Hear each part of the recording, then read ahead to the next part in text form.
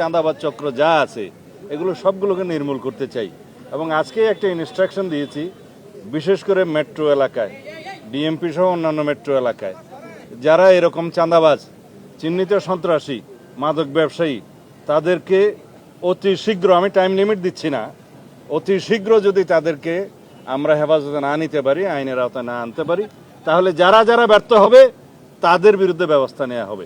না, এর পিছনে এই করিগুলো নাই। এই চাঁদাবাজরা চাঁদাবাজি, তারা রাতারাতি কোটিপতি হতে চায় হয়তোবা, এগুলাই তাদের উদ্দেশ্য। এবং তারা বিভিন্ন চিহ্নিত সন্ত্রাসী, দাগী আসামি এবং যেগুলো গডফাদার আছে তাদের নামও ব্যবহার করে। তা আমরা যাই হোক, আমি পুলিশের এখানে একটু প্রশংসাই করি, তারা 48 ঘন্টার মধ্যেই যে মূল হোতা তাকে ধরতে পেরেছে।